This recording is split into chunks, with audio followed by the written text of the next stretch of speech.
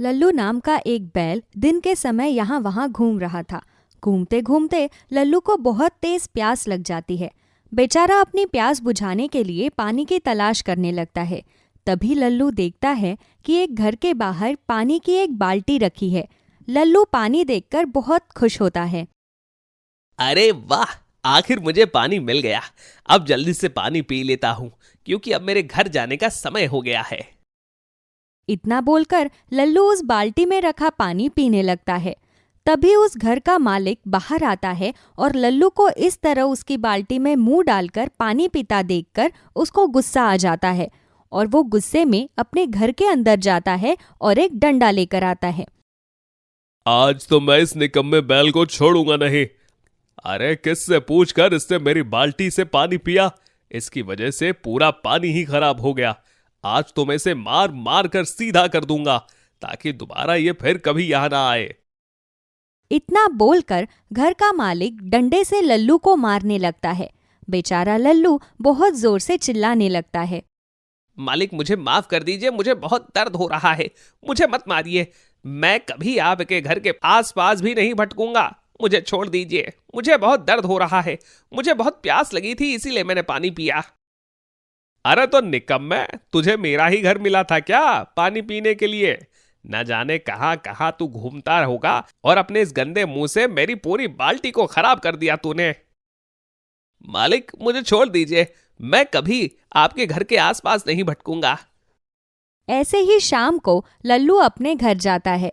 तभी लल्लू का मालिक, जिसका नाम प्रेम था, वो गुस्से में लल्लू से बोलता है। क्यों रे लल्लू, लगता है बहुत अकड़ आ गई है तेरे अंदर। कहाँ था तू अब तक? मैं कब से तेरा इंतजार कर रहा हूँ। बहुत लापरवाह हो गया है तू। बहुत चर्बी बढ़ गई है ना तुझे? नहीं मालिक, दरअसल बात यह है कि एक आदमी मुझे पकड़कर डंडे से बहुत बुरी तरीके से मार रहा था। मैंने लाख कोशिश की खुद को बचाने की, लेकिन वो मुझे छोड़ने को तैयार ही नहीं था। वो तो जैसे तैसे मैं अपनी जान बचा कर आया हूं। फिर तो अच्छा हुआ, क्योंकि तेरे कारण ही ऐसे है। जब तक तू मार और लोगों की दो बातें ना सुन ले, तब तक तेरे पेट को आराम नहीं मिलता। सुबह से शाम हो गई है, तू अब घर आ रहा है। मैं कब से तेरा इंतजार कर रहा था। माफ करना मालिक, आगे से आपको शिकायत का मौका नहीं दूंगा। मुझे बहुत भूख लग रही है, क्या खाने के लिए कुछ मिलेगा? नहीं, आज तुझे खाने के लिए कुछ नहीं मिलेगा। आज रात तू भूखा ही सोएगा। प्रेम लल्लू को गुस्से में बिना खाना पानी दिए गौशाला में बांध देता है। बेचारा लल्लू बहुत भूखा था। हे भगवान, आखिर मेरी क्या गलती थी? मैं तो एक साधारण जानवर हूं। मुझे वक्त पर थोड़ा सा खाना और दो बातें प्यार से बोलो तो इसी में खुश हो जाता हूं। लेकिन फिर भी लोग मुझे मारते हैं, मेरे साथ बुरा बर्ताव करते हैं। आखिर क्यों? ऐसे ही अगली सुबह लल्लू का मालिक उसे खाना देता है और कहता है। ये ले नालायक खाना, जल्दी जल्दी खाना खत्म कर। आज खेत में बहुत सारा काम है। खेत में जुताई करनी है और जुताई करने के बाद बहुत सारा बोझ भी उठाकर लाना है वहां से। अगर आज तूने काम में कोई भी काम चोरी की तो याद रखना, मुझसे बुरा कोई नहीं होगा। एक हफ्ते तक तुझे खाना नहीं मिलेगा फिर। बेचारा लल्लू अपने मालिक की बात मान लेता है। थोड़ी देर में प्रेम उसे अपने खेत ले जाता है, जहां लल्लू अकेले ही पूरे खेत में जुताई का काम करने लगता है। खेत को जोतने के बाद लल्लू अपनी पीठ पर बोझा उठाकर अपने मालिक के साथ घर आ रहा था। अरे ओ नालायक, क्या लुगाइयों की तरह धीरे धीरे चल रहा है? जल्दी जल्दी चलना। खाने के वक्त तो तेरा मुंह बहुत जल्दी जल्दी चलता है, राक्षसों की तरह भर भर कर खाता है, और काम के वक्त तेरी हालत खराब हो जाती है। प्रेम इतना बोल ही रहा था कि तभी अचानक से लल्लू को चक्कर आता है और बेचारा लल्लू नीचे गिर जाता है, जिससे लल्लू के पीठ पर लगा हुआ सारा बोझा नीचे यहाँ वहाँ गिर जाता है। और ये देखकर प्रेम को गुस्सा आता है। नालायक कहीं का, आज तेरी वजह से मेरा इतना ज्यादा नुकसान हो गया। मुझे तो लगता है कि अब तू किसी काम का नहीं है। इतना खाने पीने के बावजूद तुझे चक्कर आ जाता है। कहीं ऐसा तो नहीं कि तू काम ना करने के बहाने ढूंढता है? नहीं मालिक, रात भर भूखा रहने की वजह से और सुबह पेट भर के खाना ना मिलने के कारण मैं थोड़ा सा कमजोर हो गया हूं। शायद इसीलिए मुझे चक्कर आ गया। अच्छा, तो इसका मतलब यह है कि तुझे खाना नहीं मिलता। रुक, अभी बताता हूं मैं तुझे। पास में रखा हुआ डंडा उठाता है और इस डंडे से लल्लू को बहुत बुरी तरह से मारता है। लल्लू को मारने पीटने के बाद प्रेम उसे वहीं छोड़कर अपने घर चले जाता है। बेचारा लल्लू जैसे तैसे अपने आप को संभालता हुआ प्रेम के घर जाता है। तभी प्रेम उसे घर से भगाते हुए कहता है, देख लल्लू, मुझे तेरे जैसे कामचोर बैल की जरूरत नहीं है। मुझे अपने काम के लिए मेहनती बैल चाहिए, लेकिन तू बहुत कामचोर है। तुझे रख कर मुझे कोई फायदा नहीं। अरे जितना तू काम नहीं करता उससे दुगना तो तू खाना खा जाता है, और खाना खाने के बावजूद तू ये बोलता है कि मैंने तुझे खाना नहीं दिया। मालिक, मुझे माफ कर दीजिए। नहीं नहीं, अब माफी की कोई जरूरत नहीं। अब तू जा सकता है यहां से। प्रेम लल्लू को वहां से भगा देता है। बेचारा लल्लू अब बेसहारा हो जाता है। ना तो उसके सर पर सर छुपाने की कोई जगह थी और न ही खाने के लिए कुछ था। बेचारा भूखा प्यासा भटक रहा था। तभी अचानक लल्लू को चक्कर आ जाता है। तभी वहां बहुत से ऐसे लोग थे जो लल्लू को नजरअंदाज कर देते और वहां से चले जाते। तो वहीं एक गरीब मनोज नाम का आदमी लल्लू को इस तरह हालत में देखकर घबरा जाता है। मनोज लल्लू को जैसे तैसे होश में लाता है और उसे अपने घर ले जाता है और उसे खूब सारा खाना देता है। मालिक, आपका बहुत बहुत शुक्रिया। ऐसा लग रहा है जैसे मैंने पेट भर के खाना खाया है। कोई बात नहीं। वैसे तुम्हारे साथ क्या हुआ था? मालिक, मेरा नाम लल्लू है। मैं अपने मालिक के साथ रहता था, लेकिन मेरे मालिक मुझे ना तो समय पर खाना देते और ना ही मेरी देखरेख करते थे। वो हमेशा मुझे मारते पीटते थे। उन्होंने खुद मुझे धक्के मारकर घर से निकाल दिया, क्योंकि उन्हें ऐसा लगता है कि मैं किसी काम के लायक नहीं हूं। कोई बात नहीं लल्लू, जो हुआ उसे भूल जाओ। अब से तुम हमेशा मेरे साथ रहना, और हां, अब से तुम इस घर के बेटे हो। अंदर से मनोज की पत्नी शीला आती है और शीला मनोज से कहती है, सुनिए जी, अब लल्लू को थोड़ा आराम करने दीजिए। आज ऐसा लग रहा है जैसे मेरा घर पूरा हो गया है। मनोज और शीला दोनों की कोई संतान नहीं थी, इसलिए मनोज और शीला ने लल्लू को अपना बेटा मान लिया था। मनोज दिहाड़ी मजदूरी का काम करता था और उसी से अपना घर चलाता था। ऐसे ही कुछ दिन बीत जाते हैं। अचानक से मनोज का काम छूट जाता है, जिस वजह से धीरे धीरे घर की आर्थिक हालत खराब हो जाती है। ये सब देखकर एक दिन मनोज और शीला दोनों आपस में बातचीत कर रहे थे। शीला, अब तो मेरा काम भी छूट गया है। अब कैसे हम लल्लू का भरण पोषण कर पाएंगे? हम तो जैसे तैसे गुजारा कर लेंगे, लेकिन लल्लू हमारा बेटा है और माता पिता होने के नाते हमारा फर्ज बनता है कि हम लल्लू की अच्छे से सेवा पानी करें। आपकी बात बिल्कुल सही है। भगवान ने भले ही हमें संतान ना दी हो, लेकिन हमने सच्चे मन से लल्लू को अपना बेटा मान लिया है। अब समझ में नहीं आ रहा कि कहाँ से लल्लू के लिए चारा लेकर आएंगे। बेचारा लल्लू मनोज और शीला की सारी बातें सुन लेता है और वो रोता हुआ एक जंगल में चला जाता है और वहां बैठकर बहुत रो रहा होता है। भगवान, आज मुझे बहुत बुरा लग रहा है। मनोज और शीला, ये लोग अच्छे इंसान हैं जो मेरे जीवन में मेरे लिए भगवान और माता पिता बनकर आए हैं। इन्होंने इंसान होकर भी मुझ जैसे जानवर की भावनाओं को समझा, और एक मैं हूं कि उनके लिए कुछ भी नहीं कर पा रहा हूं। आज मुझे खुद पर बहुत शर्मिंदगी महसूस हो रही है। लल्लू इतना बोलकर फूट फूट कर रोने लगता है। तभी वहां एक जादूगरनी आती है और जादूगरनी लल्लू से कहती है, क्या बात है लल्लू, तुम क्यों रो रहे हो?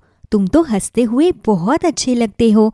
फिर ऐसा क्या हो गया जिस वजह से तुम्हारी आंखों में आंसू आ गए? लल्लू फूट फूट कर रोता है और जादूगरनी को अपनी सारी बात बताता है। लल्लू की सारी बातें सुनने के बाद जादूगरनी लल्लू से बोलती है, लल्लू, तुम तो दिल के बहुत अच्छे हो। अब तुम रोना बंद करो, मैं तुम्हारी मदद करूंगी। जादूगरनी की बात सुनकर लल्लू खुश हो जाता है। तभी जादूगरनी अपनी छड़ी घुमाते हुए लल्लू की पूंछ को सोने का बना देती है और कहती है, लल्लू, मैंने अपनी जादुई शक्तियों से तुम्हारी पूंछ को जादुई सोने की पूंछ बना दी है। अब तुम अपनी जादुई शक्तियों से अपने परिवार की मदद कर सकते हो, पर एक चीज का ख्याल रखना, कभी भी अपनी जादुई शक्तियों का घमंड मत करना। हमेशा अच्छे कामों के लिए अपनी जादुई शक्तियों का इस्तेमाल करना। लल्लू खुशी खुशी अपने घर आ जाता है। घर आने के बाद मनोज और शीला को अपनी जादुई सोने के पूंछ के बारे में बताता है। ऐसे ही अब समय बीतता जाता है। धीरे धीरे मनोज और शीला जादुई सोने की पूंछ की मदद से अमीर हो जाते हैं। जब ये बात प्रेम को पता लगती है तो वो भागता हुआ लल्लू के पास आता है और लल्लू से बोलता है, लल्लू, अरे ओ लल्लू, कहाँ था तू मेरे बच्चे? मैं ना जाने तुझे कहाँ कहाँ नहीं ढूंढा। अब घर चल। देख, गुस्से में मैंने तुझे पता नहीं क्या क्या बोल दिया, लेकिन अब मुझे अपनी गलती का एहसास हो चुका है। तेरे जाने के बाद मुझे तेरी कमी महसूस हो रही थी, और हाँ, मैं तेरे बिना नहीं रह सकता, इसीलिए अब तू घर चल। मालिक, आपको क्या लगता है मैं अभी भी वही बेवकूफ लल्लू हूं? अरे नहीं नहीं, अब मैं बहुत समझदार हो चुका हूं। अब मेरे पास जादुई सोने की पूंछ है, तो आपको मेरी कमी महसूस हो रही है। अरे जाओ, मुझे ऐसे लालची इंसान की जरूरत नहीं है। लल्लू प्रेम को वहां से भगा देता है। लल्लू की बातें सुनने के बाद प्रेम को अपने किए पर पछतावा महसूस हो रहा था और वो अपना मुंह लटकाकर हमेशा हमेशा के लिए अपने घर आ जाता है। राजू एक गरीब किसान था। वो अपनी पत्नी रीमा के साथ मोहनपुर गांव में रहता था। राजू बहुत ही मेहनती किसान था। वो अपना और अपनी पत्नी का पेट पालने के लिए लोगों की जमीन पर खेती किया करता था। ऐसे ही एक शाम राजू खेती करने के बाद उस जमीन के मालिक जमींदार के पास जाता है और कहता है, मालिक, आज का सारा काम मैंने खत्म कर दिया। अच्छा ठीक है, अगर तूने आज का सारा काम खत्म कर दिया है तो अब मेरे सिर पर खड़े होकर नाच। अरे बेवकूफ नालायक, अगर तूने काम खत्म कर दिया तो चुपचाप अपने घर जा। मालिक, दरअसल बात यह है कि मुझे पैसे चाहिए। मेरे घर में राशन खत्म हो गया है, राशन भी डलवाना है और अपनी बीवी की दवाइयां भी लेकर जानी है। अरे तो तुझे क्या लगता है, तेरी इन बातों को सुनकर मैं तुझे पैसे दे दूंगा?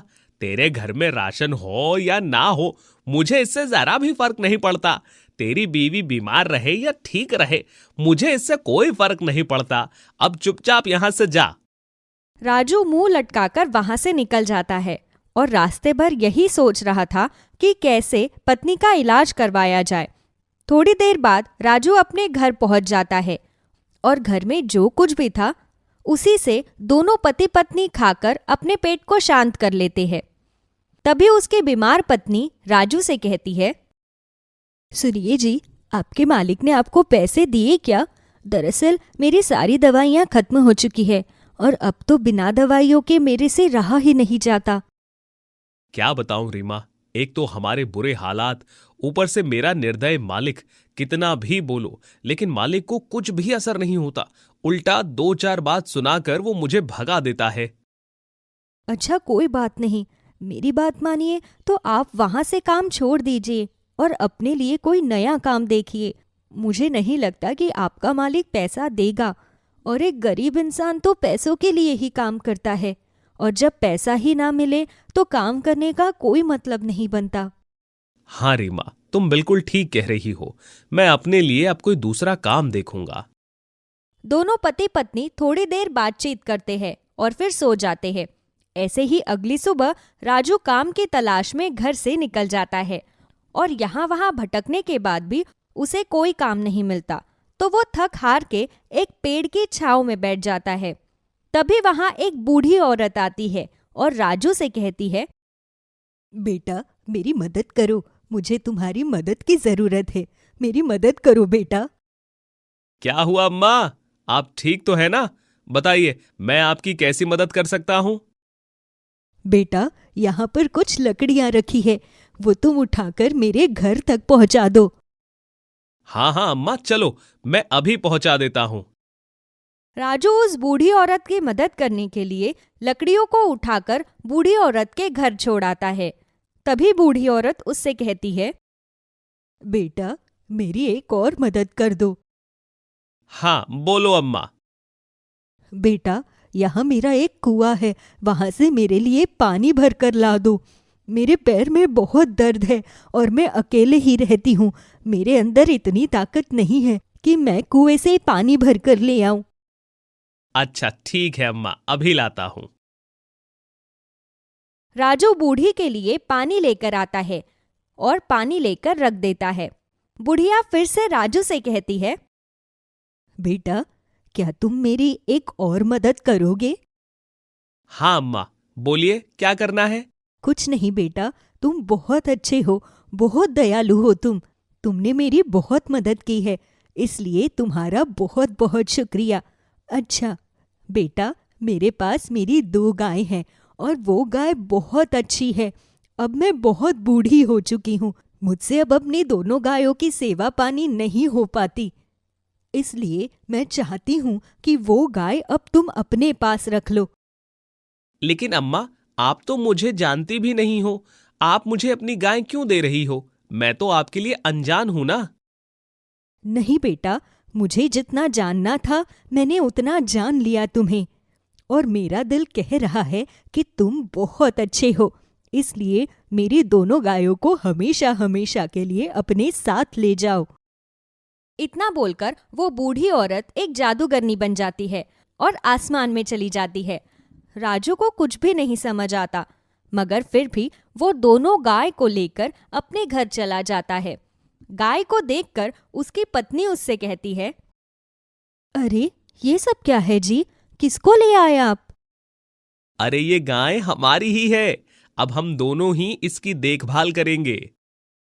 आपको तो घर की हालत पता ही है, यहाँ खुद के खाने के लाले पड़े हैं, हम बेचारी गाय को क्या खिलाएंगे, इनकी देखभाल कैसे करेंगे?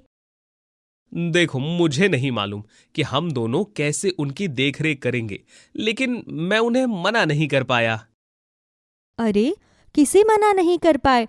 आखिर क्या बात है, मुझे सारी बात बताओ। राजू अपनी पत्नी रीमा को सारी बात बताता है। तभी रीमा सारी बात सुनने के बाद राजू से बोलती है, मैं आपकी परेशानी समझ रही हूँ, लेकिन हमारे पास तो इनको खिलाने के लिए कुछ भी नहीं है। रीमा के इतना बोलते ही वो दोनों गाय अपने मुंह से सोना प्रकट करने लगती है। ये देखकर राजू और रीमा दोनों बहुत ही हैरान हो चुके थे। उन्हें कुछ भी समझ में नहीं आ रहा था कि तभी वो जादुई सोने की गाय राजू और रीमा से कहती है, घबराओ नहीं राजू, हम दोनों जादुई सोने की गाय हैं। हम अपनी जादुई शक्तियों से सब कुछ कर सकते हैं और हमें यहाँ पर तुम्हारी मदद करने के लिए भेजा गया है। अब से जब भी तुम्हें हमारी जरूरत होगी, हम हमेशा तुम्हारी मदद करेंगे। क्या? जादुई सोने की गाय? मैंने कहा था ना रीमा, जरूर इसके पीछे कुछ ना कुछ छिपा है, और देखो ये तो जादुई सोने की गाय निकली। हाँ, आपने बिल्कुल सही कहा था। तुम दोनों पति पत्नी बहुत अच्छे हो, इसलिए मैं हमेशा तुम्हारी मदद करूंगी। ये सुनकर रीमा और राजू दोनों बहुत खुश हो जाते हैं। ऐसे ही कुछ दिन बीत जाते हैं और राजू जादुई सोने की गाय से बोलता है, हे जादुई सोने की गाय, मेरा घर बहुत छोटा है और बारिश आने पर घर में बारिश का पानी आ जाता है। क्या तुम अपनी जादुई शक्ति से मेरे घर को बहुत ही सुंदर बना सकती हो? हाँ राजू, हमें यहाँ तुम्हारी मदद करने के लिए ही भेजा गया है। मैं हमेशा तुम्हारी मदद करूंगी। इतना बोलकर जादुई सोने की गाय अपनी जादुई शक्तियों से सोना और चांदी मिलाकर राजू के लिए बहुत ही सुंदर सोना चांदी का घर बना देती है। ये देखकर राजू और रीमा दोनों बहुत हैरान थे। धीरे धीरे गांव के सभी लोग राजू और रीमा से जलने लगते हैं। ऐसे ही अब राजू की तरक्की की बात धीरे धीरे राजू के जमींदार तक पहुंच जाती है। जमींदार से राजू की तरक्की अब नहीं देखी जा रही थी। वो अपने आदमियों से बोलता है, अरे नालायक, जरा पता लगाओ कि आखिर राजू के हाथ कौन सा खजाना लग गया है। कहां से उसके पास इतने सारे पैसे आ गए कि उसने सोना और चांदी का घर बनवा लिया। अब तो किसी भी चीज की कोई कमी नहीं है उसके पास। आखिर इतना पैसा कहां से आ गया?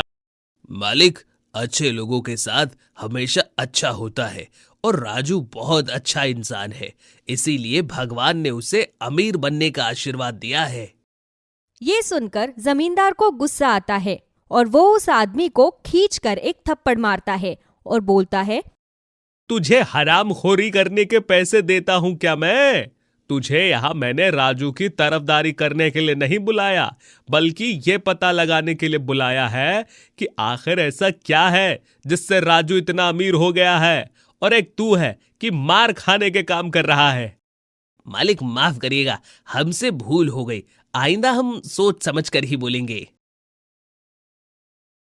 जमींदार के कहने पर जमींदार के आदमी राजू के घर पर अब अपनी नजर गड़ाए बैठे थे।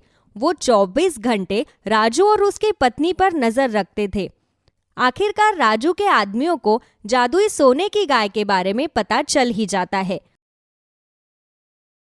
और वो ये सारी बातें जमींदार को बताते हैं। तभी जमींदार उन आदमियों से कहता है, हाँ तो ठीक है, एक काम करो, राजू की सोने की गाय उठाकर ले आओ। अब वो मेरी गाय है। अब मैं भी जादुई सोने की गाय की मदद से अपने लिए सोने और चांदी का घर बनवाऊंगा। मैं भी बहुत अमीर हो जाऊंगा। जमींदार के कहने पर एक बार फिर वो आदमी राजू के घर जाते हैं और चोरी से राजू की जादुई सोने की गाय चुराकर जमींदार के घर ले आते हैं। जादुई सोने की गाय देखकर जमींदार बहुत खुश था और वो खुशी खुशी जादुई गाय से बोलता है, हे जादुई गाय, जल्दी से खूब सारा सोना प्रकट कर दो। जमींदार के इतना बोलते ही जादुई गाय जमींदार के लिए सोने के बदले बहुत सारा गोबर प्रकट करती है। ये देखकर जमींदार को गुस्सा आ जाता है। अरे, लगता है ये गाय बहरी है। अरे ओ जादुई गाय, तुझे सुनाई नहीं देता क्या? मैंने कहा सोना प्रकट करो, गोबर नहीं। इस बार जादुई सोने की गाय ऐसा गोबर प्रकट करती है कि वो गोबर सीधा जमींदार के मुंह पर लग जाता है। ये देखकर वहां खड़े सभी आदमी जोर जोर से हंसने लगते हैं। जमींदार को बहुत गुस्सा आता है और वो गुस्से में जादुई गाय से बोलता है, अरे जादुई गाय, लगता है तू ऐसे नहीं मानेगी। तू यहाँ मेरी बेइज्जती करने आई है क्या? जमींदार को गुस्सा आता है और वो अंदर से एक लाठी लेकर आता है और उस लाठी से जादुई सोने की गाय को मारने लगता है। लेकिन वो लाठी सोने की गाय को न लगकर उल्टा जमींदार को ही लगती है। जमींदार हैरान हो जाता है। तभी जादुई सोने की गाय अपनी जादुई शक्तियों से अपने मुंह से आग निकालने लगती है और जमींदार के चारों ओर आग लगा देती है। जमींदार डर जाता है और डर के मारे हाथ जोड़कर जादुई गाय से बोलता है, है जादुई गाय, मुझे माफ कर दो, मुझसे बहुत बड़ी भूल हो गई। राजू को लेकर मेरे मन में बहुत ईर्ष्या थी, इसीलिए मैंने ये सब किया। मुझे माफ कर दो जादुई गाय। नहीं नहीं, तुम्हें क्या लगा कि तुम हमें इस तरह से उठा लोगे और हम तुम्हारी गुलामी करेंगे? अरे हम जादुई सोने की गाय हैं और हम हमेशा सच्चे और ईमानदार लोगों की मदद करते हैं। और आज जो तुमने किया है, तुम्हें उसकी सजा तो जरूर मिलेगी, ताकि आगे से कभी किसी के अंदर घृणा करने की हिम्मत ना आए। हाँ जादुई गाय, मैं जानता हूँ कि मुझसे बहुत बड़ी भूल हो गई है, लेकिन भगवान के लिए मुझे एक बार माफ कर दो। मुझे सुधरने का मौका दे दो। मैं वादा करता हूँ कि मैं कभी राजू को परेशान नहीं करूँगा। जमींदार के कहने पर जादुई गाय जमींदार को छोड़ देती है, लेकिन उसे हमेशा हमेशा के लिए गरीब बना देती है। गरीब होने के बाद बेचारे जमींदार को राजू के पास नौकर का काम करना पड़ता है। इसीलिए कहते हैं, हमें हमेशा अच्छे कार्य करने चाहिए। बुरे कर्म का नतीजा हमेशा बुरा ही होता है। मोहन के पास उसकी एक गाय थी। वो उसी गाय के भरोसे अपना जीवन जीता था। गाय का दूध बेचकर वो अपने परिवार का गुजारा करता था। लेकिन फिर भी मोहन और उसकी पत्नी आरती दोनों अपनी गरीबी से बहुत दुखी थे। मोहन अपनी गरीबी को हमेशा हमेशा के लिए खत्म करना चाहता था। वो अब 21 दिन का उपवास रखकर भगवान शिव की तपस्या में लग गया था। वो अपने घर से दूर एक जंगल में शिव जी की तपस्या कर रहा था, तो वही उसकी पत्नी जैसे तैसे पति के बिना अपना गुजारा कर रही थी। ना जाने मेरा नालायक पति आखिर कौन सी तपस्या में लग गया है। अरे तपस्या करने से इंसान का पेट भरता है क्या? खुद तो जंगल में जाकर तपस्या कर रहा है और एक मैं हूँ कि यहाँ अकेले जैसे तैसे अपना गुजारा कर रही हूँ, और उस बेशर्म को मेरी जरा भी परवाह नहीं है। ना जाने कौन से बुरे कर्म किए थे मैंने, जो मुझे ऐसा नालायक बददिमाग पति मिला है। आखिरकार मोहन की तपस्या रंग लाती है। भगवान शिव जी मोहन के सामने प्रकट होते हैं और उससे बोलते हैं, मोहन, उठो मोहन, मैं तुम्हारी तपस्या से प्रसन्न हूं। बताओ, मैं तुम्हारी कौन सी इच्छा पूरी कर सकता हूं? भगवान जी, आप साक्षात मेरे सामने प्रकट हुए। मेरी मेहनत सफल हो गई भगवान जी। आपको देखकर मेरा जीवन वैसे ही सफल हो गया। मुझे कुछ समझ में नहीं आ रहा कि मैं क्या बोलूं। आपको देखकर मेरे दिमाग ने काम करना बंद कर दिया है भगवान जी। धैर्य से काम लो बच्चे, अपने दिमाग पर जोर डालो और सोचो, आखिर तुमने ये सब क्यों किया है? आखिर कौन सी इच्छा तुम पूरी करवाना चाहते हो मुझसे? भगवान जी, खुशी के मारे तो मुझे कुछ भी समझ में नहीं आ रहा। मैं क्या बोलूं? कोई बात नहीं मोहन, तुम थोड़ा सा समय लो और सोचो, आखिर तुम्हें अपने जीवन में क्या चाहिए। और एक बात का हमेशा ख्याल रखना, जो भी मांगना सोच समझ कर मांगना। शिवजी के इतना बोलते ही मोहन बहुत ही असमंजस में फंस जाता है। उसे कुछ भी समझ नहीं आ रहा था कि वो शिवजी से अपनी कौन सी इच्छा पूरी करवाए। तभी आरती अपनी गाय लेकर मोहन के पास आ रही थी।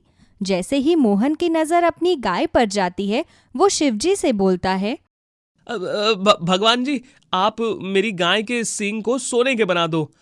एक चीज और भगवान जी, आप मेरी गाय को जादुई भी बना दो, जादुई सोने की सींग वाली गाय, ताकि मैं जरूरत पड़ने पर अपनी गाय से अपनी सभी इच्छाओं को पूरा करवा सकूं। ठीक है मोहन, काफी समझदार हो तुम, लेकिन एक चीज का हमेशा ख्याल रखना, कभी भी अपनी अमीरी पर अपनी जादुई गाय का घमंड मत होने देना, और घमंड में आकर कभी किसी की बेइज्जती मत करना। नहीं नहीं भगवान जी, मैं आपसे वादा करता हूं कि मैं कभी भी अपनी अमीरी का और अपनी जादुई गाय के होने का घमंड नहीं करूंगा। शिवजी उसकी इच्छा पूरी होने का वरदान दे देते हैं। अब उसकी गाय जादुई सोने की सींग वाली हो चुकी थी। थोड़ी देर बाद दोनों पति पत्नी अपने गाय को लेकर अपने घर की ओर आ रहे थे। सभी लोग गाय के सोने के सींग देखकर हैरान थे। वो आपस में बातें बनाने लगते हैं। अरे ये क्या, मोहन की गाय की सींग सोने की कैसे हो गई? लगता है इसे कोई वरदान मिला है, वरदान। अरे ऐसा कैसे संभव है कि इसकी गाय की सींग सोने की हो जाए? वही तो, आखिर क्या माजरा है? एक काम करते हैं, पता लगाना पड़ेगा कि आखिर ये सब चल क्या रहा है। मोहन और उसकी पत्नी घर आकर सबसे पहले अपनी गाय की आरती उतारते हैं और फिर मोहन अपनी जादुई गाय से बोलता है, हे जादुई गाय, अपनी जादुई शक्ति से तुम अभी के अभी हमारे घर को बहुत ही बड़ा और बहुत ही सुंदर सा बना दो। हमारे घर के आसपास चमचमाती हुई महंगी महंगी गाड़ियां खड़ी कर दो। मोहन के इतना बोलते ही जादुई गाय अपने सोने के सींग से एक रोशनी प्रकट करती है और जादुई शक्तियों से मोहन का घर अब बहुत बड़ा और बहुत सुंदर हो जाता है। उसके घर के आसपास उसकी बहुत सारी महंगी महंगी गाड़ी खड़ी थी। ये देख उसके गांव वाले समझ जाते हैं कि मोहन की गाय अब जादुई हो गई है। मोहन अब गरीब से अमीर बन जाता है। ऐसे ही अगले दिन मोहन के कुछ पड़ोसी उसके घर आते हैं और बोलते हैं, अरे मोहन भाई, सुना है कि तुम्हारी गाय अब जादुई हो गई है। तो तुमने ऐसा क्या किया कि तुम्हारी गाय जादुई हो गई? जरा हमें भी तो बताओ। अरे वो तुम्हारे बस की बात नहीं है ये सब। और वैसे भी अब मैं बहुत अमीर हो चुका हूँ। मेरे पास तुम जैसे गरीब लोगों से बात करने का बिल्कुल समय नहीं है, हैं? अच्छा तो मोहन, जरा अपने पुराने दिन याद कर लो कि एक समय था जब तुम दाने दाने को मोहताज हुआ करते थे और आज 2 दिन नहीं हुए हैं तुम्हें अमीर बनते हुए, और तुम्हारे अंदर घमंड इतना आ गया है कि पूछो मत। लेकिन याद रखना, एक दिन आएगा जब तुम्हें तुम्हारा घमंड ही ले डूबेगा। ऐसे ही समय बीतता जाता है। मोहन के अंदर अब धीरे धीरे अपनी अमीरी का और जादुई गाय होने का घमंड हो जाता है। ऐसे ही एक गरीब राजू नाम का आदमी मोहन के पास काम के लिए आता है। मालिक, मुझे काम की जरूरत है। क्या आप मुझे अपने घर पर नौकर के काम पर रख लेंगे? मेरे घर की आर्थिक हालत बहुत खराब है, इसीलिए मुझे काम चाहिए। अच्छा, तो क्या तुम घर का सारा काम कर लोगे? मेरा मतलब कि खाना बनाना, कपड़े धोना, बर्तन धोना। जी मालिक, मैं सब कर लूंगा, आप बस मुझे काम पर रख लीजिए। ठीक है, फिर कल से आ जाना। मैं तुम्हें महीने का बस 8,000 ही दूंगा। ठीक है मालिक, कोई बात नहीं। ऐसे ही अब मोहन अपने घर पर राजू नाम का नौकर रख लेता है। राजू बहुत मेहनती था। वो अगले ही दिन से मोहन के घर काम करने के लिए आ जाता है। मोहन राजू से बोलता है, राजू, एक काम कर, आज खाने में कुछ बढ़िया सा बना दे। दरअसल मेरे कुछ दोस्त आने वाले हैं, तो मैं चाहता हूं कि उनकी खातिरदारी थोड़ी बढ़िया तरीके से हो, ताकि वो लोग याद रखें कि वो किसके घर पर आए थे। अच्छा मालिक, ठीक है, आप जैसा चाहेंगे वैसा ही करूंगा। थोड़ी ही देर में मोहन के 5 दोस्त घर पर आते हैं। पांचों साथ में बैठकर राजू के हाथ का बनाया हुआ बढ़िया बढ़िया पकवान खाने लगते हैं। तभी मोहन का एक दोस्त मोहन से बोलता है, अरे मोहन, ये खातिरदारी तो बाद में होती रहेगी। अगर तू चाहता है कि हम अच्छे से एंजॉय करें तो एक एक गेम हो जाए फिर से। मोहन अपने दोस्तों के साथ बैठकर जुआ खेलने लगता है। मोहन के दोस्त धीरे धीरे मोहन को ड्रिंक करवा रहे थे। मोहन बार बार जुए में खूब सारा पैसा लगा रहा था। धीरे धीरे मोहन अपने घर का सारा पैसा जुए में लगा देता है और मोहन के सारे दोस्त जुए में जीते हुए सारे पैसे लेकर अपने घर चले जाते हैं। तभी वहां मोहन की पत्नी आरती आती है और बोलती है, ये जो भी तुम कर रहे हो वो बिल्कुल भी ठीक नहीं है। अरे तुम्हारे पास जादुई गाय है, इसका मतलब ये थोड़ी ना है कि तुम पैसा पानी की तरह बहाते रहो। अरे तू चिंता क्यों करती है? मेरे पास जादुई गाय है, जादुई गाय। और जादुई गाय की मदद से अंधाधुंध पैसा आएगा हमारे पास।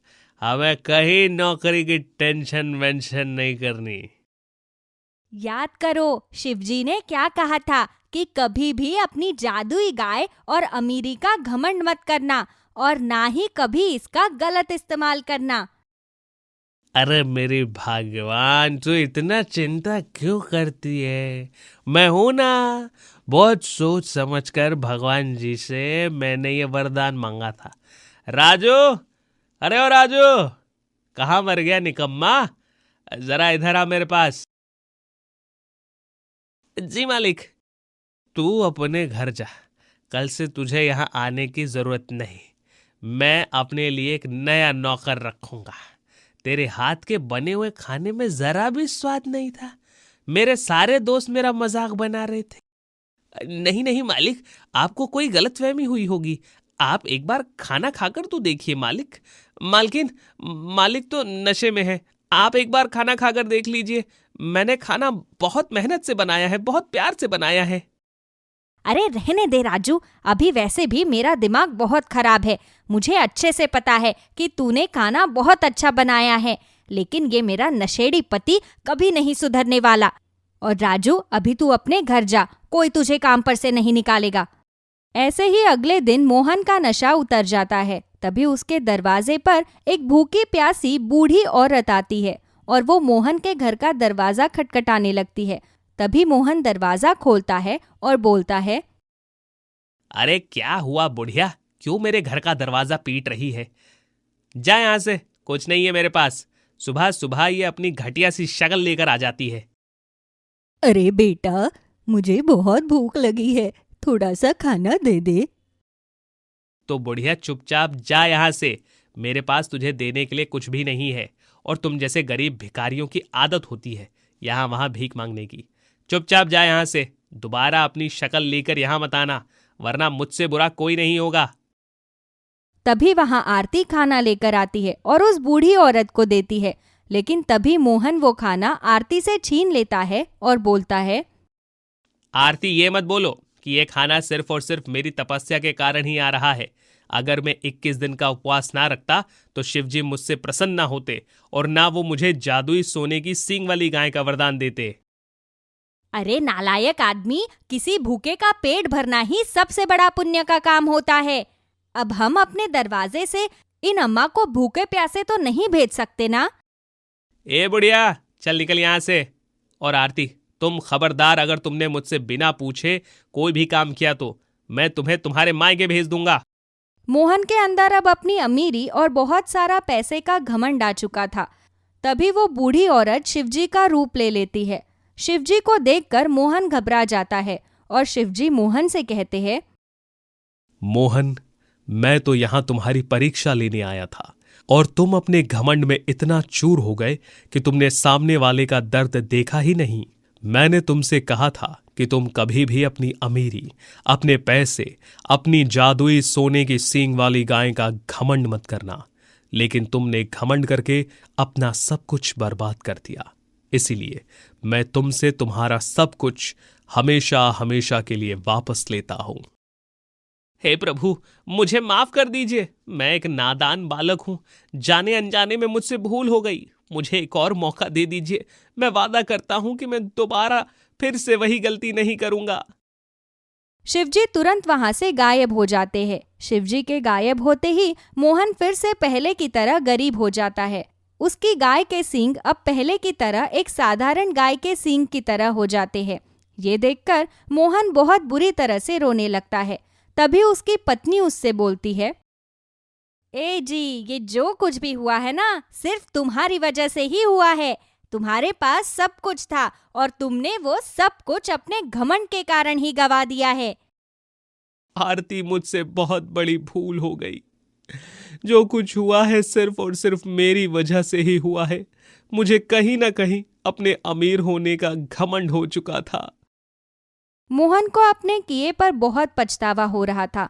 तो वहीं दूसरी तरफ गांव के सभी लोग अब मोहन का मजाक बनाने लगते हैं। महेंद्रगढ़ नाम के एक राज्य में राजा महेंद्र सिंह का शासन था। उनके 2 पुत्र थे। धन और ऐश्वर्य की राजा रानी को कोई कमी नहीं थी, लेकिन फिर भी रानी के मन में हमेशा एक पुत्री की कमी खलती थी। रानी की ये इच्छा थी कि उन्हें एक पुत्री हो, लेकिन राजा महेंद्र सिंह के परिवार में लगभग 5 पुश्तों से पुत्री का जन्म हुआ ही नहीं था। इसलिए रानी उर्वशी बड़ी ही उदास रहती थी। एक दिन रानी की सेविका उनके बालों को सजा रही थी। उसके चेहरे पर मंद मंद मुस्कान थी। उसके चेहरे की मुस्कान देखकर रानी ने उससे पूछा, क्या बात है ललिता, आज तो तुम बड़ी ही खुश लग रही हो। मुझे भी बताओ, तुम्हारी इस खुशी का क्या कारण है? रानी जी, कल रात मेरी भाभी ने एक पुत्री को जन्म दिया है। मैं बुआ बन गई हूँ। मेरी भतीजी बहुत ही प्यारी है। बस उसी के बारे में सोच सोच कर मेरे चेहरे पर ये मुस्कान आ रही है। अरे वाह, बहुत बहुत बधाई हो। तुम तो जानती ही हो कि हमें एक पुत्री की कितनी कामना है। तुम्हारी भतीजी के बारे में सुनकर मुझे बहुत खुशी हुई। तुम्हारी भतीजी के लिए मैं स्वयं पूरे नगर में मिठाइयाँ बंटवाऊंगी। अपनी सेविका के घर में पुत्री का जन्म होने पर रानी उर्वशी इतनी प्रसन्न होती है कि वो अपने एक सैनिक को पूरे गांव में मिठाई बांटने का आदेश दे देती है। रानी का इतना अच्छा स्वभाव देखकर उनकी सेविका का दिल भर आता है। रानी माँ, आपने मेरे भतीजी के जन्म पर पूरे गांव में मिठाइयाँ बंटवाई, इसलिए मैं आपको अपने घर पर आमंत्रित करना चाहती हूँ। कल हमने घर पर मेरी भतीजी के लिए एक पूजा रखी है। अगर आप भी पूजा में आकर उसे अपना आशीर्वाद देगी तो हमें बहुत खुशी होगी। क्यों नहीं ललिता, अगर तुमने मुझे इतने प्यार और आदर भाव से ये निमंत्रण दिया है तो मैं जरूर आऊंगी। रानी अगले दिन तैयार होकर छोटी सी बच्ची के लिए खूब सारे उपहार लेकर उनके घर जाती है। रानी जैसे ही उस बच्ची को अपनी गोद में उठाती है तो उसकी प्यारी सी मुस्कान देखकर रानी की आंखें भर आती है। कितनी प्यारी बच्ची है, भगवान इसे जीवन की हर खुशी दे। प्यारी बच्ची, मैं तुम्हारे लिए छोटी छोटी पायल, छोटे छोटे कंगन लेकर आई हूँ। तुम इन्हें पहनकर बहुत ही प्यारी लगोगी। रानी उस बच्ची को खूब लाड़ दुलार करती है। वो उसे सभी उपहार देकर सैनिकों के साथ महल के लिए प्रस्थान करती है। वो महल पहुंचने ही वाली होती है कि उन्हें रास्ते में एक साधु बाबा मिलते हैं। साधु बाबा को देखकर महारानी उन्हें प्रणाम करने के लिए रुक जाती है। प्रणाम साधु महाराज। प्रणाम पुत्री। मेरी बात का बुरा मत मानना, लेकिन मुझे तुम्हारे चेहरे पर एक प्रसन्नता का भाव दिख रहा है और दूसरी तरफ तुम्हारे मन की उदासीनता का अनुभव हो रहा है। आपने ठीक पहचाना बाबा। ये खुशी किसी के घर में खेल रही पुत्री के जन्म की है और उदासीनता इस बात की है कि इतनी धन संपत्ति होने के बाद भी एक पुत्री की मां बनने की ख्वाहिश पूरी नहीं हुई। उदास मत हो पुत्री। यदि तुम ऊपर वाले से पूरे दिल से कुछ भी मांगोगी तो एक ना एक दिन वो तुम्हें जरूर मिलेगा। एक बार मुझे अपना दाहिना हाथ दिखाओ। साधु महाराज बड़े ही ध्यान से महारानी के हाथ की लकीरों को देखते हैं। पुत्री, ये तुम्हारे राजघराने पर लगे किसी श्राप के कारण है। मुझे ऐसा प्रतीत होता है कि पिछली 5 पीढ़ियों से राजा के खानदान में किसी भी पुत्री ने जन्म नहीं लिया। हाँ साधु महाराज, आपने बिल्कुल ठीक कहा, लेकिन हमारे राजघराने पर आखिर किसका श्राप है और क्या कारण है जो हमें ये श्राप मिला? मैं कुछ भी करके इस श्राप से मुक्ति चाहती हूँ। इसके बारे में जानने के लिए तुम्हें राजा के साथ मेरे आश्रम आना होगा। जब तक मैं राजा का हाथ देखकर सब कुछ जान नहीं लूंगा तब तक मैं तुम्हें कुछ नहीं बता सकता। अगर तुम्हें उस श्राप से मुक्त होना है तो नील पहाड़ी पर मेरा आश्रम है, वहां आ जाना। ये सब कहकर साधु महाराज वहां से चले जाते हैं। रानी उर्वशी महल पहुंचकर राजा को ये सारी बात बताती है। रानी की बात सुनकर राजा भी एक बार को असमंजस में पड़ जाते हैं। हमारे परिवार पर कोई श्राप है जिसके बारे में हम स्वयं भी नहीं जानते। ना ही हमारे पूर्वज ने कभी हमसे इस बारे में कोई भी जिक्र किया। हम कल के कल ही साधु महाराज के आश्रम में जाएंगे। अगला दिन होते ही राजा महेंद्र सिंह रानी उर्वशी के साथ नील पहाड़ी के लिए निकल जाते हैं। बहुत देर तक यात्रा करने के बाद राजा रानी नील पहाड़ी पर पहुंचते हैं, जहां पर उन्हें किसी साधु महाराज का एक छोटा सा आश्रम दिखाई देता है। राजन, मुझे लगता है कि यही उन साधु महाराज का आश्रम है। चलिए हम वहां चलते हैं। राजा रानी उस आश्रम के बाहर पहुंचते हैं तो रानी को आश्रम के अंदर वही साधु महाराज दिखाई देते हैं। ये वही साधु महाराज है राजन। मुझे पता है पुत्री, तुम यहां जरूर आओगी। आओ, दोनों अंदर आओ। राजा रानी साधु महाराज के आश्रम में जाते हैं तो साधु महाराज राजा के हाथ को देखते हैं। राजन, आपके परिवार पर यह श्राप आपसे 5 पीढ़ी पूर्व के राजा के कारण लगा है। उन्हें शिकार का बड़ा ही शौक था। वो महीने में कई बार शिकार करने जाया करते थे। तभी एक दिन शिकार करते हुए उनका तीर एक बाघिन के नवजात शिशु को लगा। वो बाघिन की पुत्री थी। उनका तीर लगते ही बाघिन की उस बेटी की मृत्यु हो गई, जिस पर बाघ और बाघिन बड़े ही दुखी हुए। वो उनकी पहली संतान थी। तुम्हारे पूर्वज ने उनकी पुत्री को मार दिया, इसीलिए उस बाघ और बाघिन के जोड़े ने तुम्हारे परिवार को श्राप दिया कि तुम्हारे परिवार में कभी भी किसी भी पुत्री का जन्म नहीं होगा। साधु महाराज, मैं मानता हूं कि हमारे पूर्वजों ने जो भी किया वो बहुत गलत था, लेकिन मैं नहीं चाहता कि उसकी सजा हम और हमारी आने वाली पीढ़ी भी भुगते। इसका कोई ना कोई निवारण तो जरूर होगा। कृपया कर आप हमें उसे जरूर बताएं। निवारण तो है। वो बाघ और बाघिन कोई आम बाघ बाघिन नहीं थे। उन्हें कई वर्षों तक जीवन का वरदान प्राप्त है। वो अभी भी जीवित है, उसी जंगल में है। अगर तुम उस जंगल में जाकर उनसे क्षमा याचना करते हो तो सकता है कि वो तुम्हें क्षमा कर दे। उसी जंगल में एक लाल सिंघाड़े का वृक्ष है। अगर उन्होंने तुम्हें वो लाल सिंघाड़ा दे दिया तो तुम समझ जाना कि अब तुम्हारे परिवार के ऊपर लगा वो श्राप हमेशा हमेशा के लिए हट गया है और जल्द ही तुम्हारे राजघराने में एक पुत्री का जन्म होगा। लेकिन साधु महाराज, आखिर हमें उस जंगल के बारे में कैसे पता चलेगा? मैं तो इस बारे में कुछ नहीं जानता। आपके महल से पूर्व दिशा की ओर चलते हुए जो तीसरा जंगल आएगा, वही वो जंगल है। आपका बहुत बहुत धन्यवाद साधु महाराज। भगवान आप दोनों का भला करे। राजा रानी को लेकर सीधे उस जंगल की ओर निकल जाता है। उन्होंने जंगल में प्रवेश किया ही होता है कि तभी उन्हें बाघ बाघिन की दहाड़ सुनाई देती है। राजन, लगता है ये उसी बाग बागिन की दहाड़ है। हमें इसी दिशा में आगे बढ़ना चाहिए। राजा रानी उसी दिशा में आगे बढ़ते हुए जाते हैं और कुछ दूरी तक चलने के बाद उन्हें फिर से बाग बागिन के दहाड़ने की आवाज आती है। दोनों इधर उधर देखते हैं तो उन्हें कुछ दूरी पर बाग बागिन का एक जोड़ा नजर आता है। राजन, वो रहे बाग बागिन, चलिए उनके पास चलते हैं। राजा रानी बाग बागिन के पास जाते हैं तो वो उन्हें अपनी ओर आते हुए देखकर चौंक जाते हैं। कहीं ये दोनों बावले तो नहीं हो गए हैं? लोग हमारी परछाई को देखें तो भी हमसे डरकर दूर भाग जाते हैं, और इन्हें देखो कैसे खुद ब खुद निडरता से हमारे पास आ रहे हैं। अच्छा हुआ बाग बागिन जी जो आप हमें मिल गए। हम कब से आप दोनों की तलाश कर रहे थे। क्या कहा? तुम दोनों हमारी तलाश कर रहे थे? लेकिन क्यों? दरअसल हम दोनों अपने पूर्वजों की हुई गलती के लिए आपसे माफी मांगने आए हैं। कैसी गलती? बाघ के पूछने पर राजा उन्हें सारी बात बताते हैं, जिसे सुनकर बाग बागिन उन दोनों पर क्रोधित हो जाते हैं। तुम्हारी हिम्मत भी कैसी हुई यहाँ पर आने की? अभी के अभी यहाँ से चले जाओ, वरना ठीक नहीं होगा। नहीं बाघिन जी, जब तक आप हमें क्षमा नहीं करेंगी हम यहाँ से नहीं जाएंगे। मैं जानती हूँ हमारे पूर्वज के कारण आपने अपनी पुत्री को खोया और उसी कारण मैं एक पुत्री की माता बनने के सुख से वंचित रह गई। हाँ बाघ बाघिन जी, हमारे पूर्वज ने जो गलती की, हमारी 5 पीढ़ियां उसके फल को भोग रही हैं।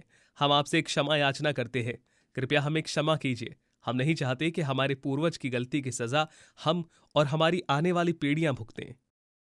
उनसे क्षमा याचना करने पर राजा रानी की आंखों में आंसू आ जाते हैं। उनकी आंखों में आंसू देखकर बाग बागिन का मन पिघल जाता है और वो राजा रानी को क्षमा कर देते हैं।